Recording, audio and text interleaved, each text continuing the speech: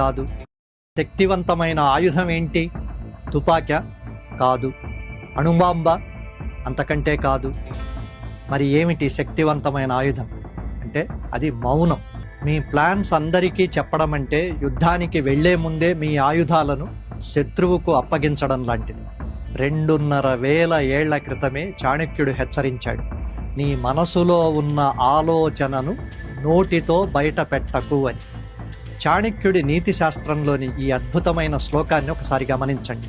మనసా చింతితం కార్యం వాచా నైవ ప్రకాశయేత్ మంత్రేణ రక్షయేత్ దూఢం కార్యే చాపి నియోజయేత్. అంటే నీ ఆలోచనను ఒక మంత్రంలా గుప్తంగా ఉంచి కేవలం ఆ పనిని పూర్తి చేయడంపైనే దృష్టి పెట్టు. మీ జీవితాన్ని మార్చే ఆ 5 ప్రాణాంతక రహస్యాలేంటో ఇప్పుడు చూద్దాం. మీరు రేపేం చేయబోతున్నారో మీ శత్రువుకు కాదు కదా, మీ మిత్రుడికి కూడా తెలియకూడదు.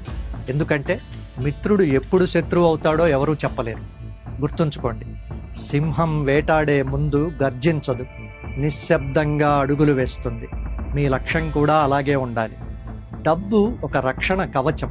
దాన్ని అందరికీ చూపిస్తే అది దొంగల పాలవుతుంది, లేదా చుట్టూ అసూయ పెరుగుతుంది. మీ ఆర్థిక స్థితిని రహస్యంగా ఉంచడమే మీ అసలైన